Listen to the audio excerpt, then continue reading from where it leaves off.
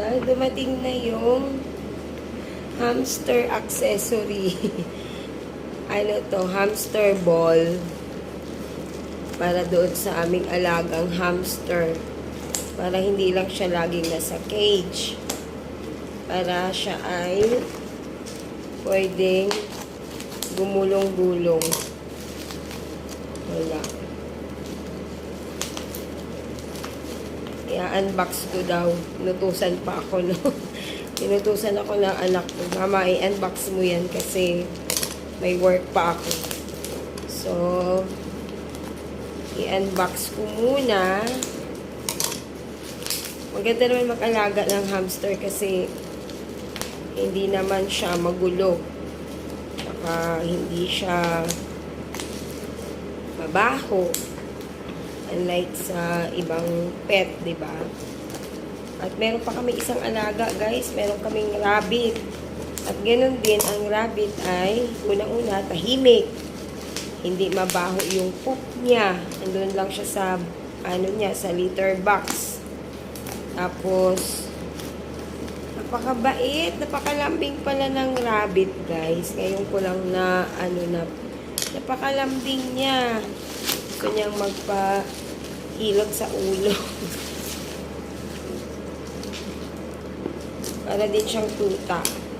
So, ito na yung hamster ball. Yan, ipapasok namin si Jaka dyan. Para pwede siyang mamasyal. Ikot-ikot, mapasok. Maano ngayon na ko to yung anak ko, yan na pinaggagastusan niya yung mga alaga niya. Merong cage, meron siyang exercisean yung ganyan. Umiikot-ikot. Ayan. Ayan. Ito pa lang itsura.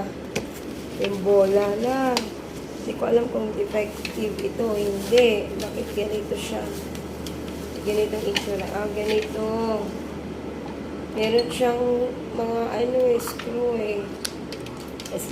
may maliliit na lalagay yata hindi ko alam kung paano, basta sinabi lang niya i-unbox ko. Kaya in-unbox ko lang. Meron siyang globe. Yan. Pa yata to, i-install pa yata to. Ba ito? Bahala na siya nito mamaya.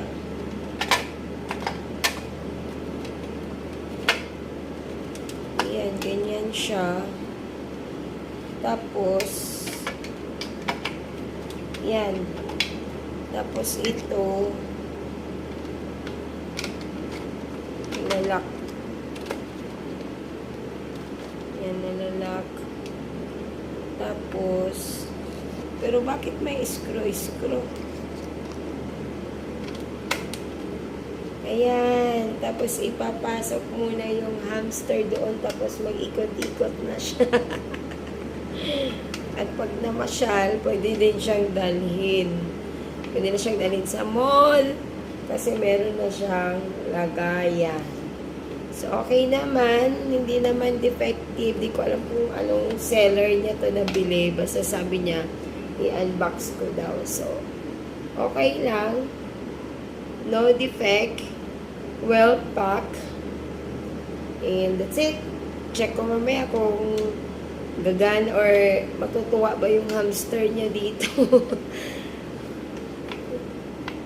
Dugtong ko na lang yung video. Bye!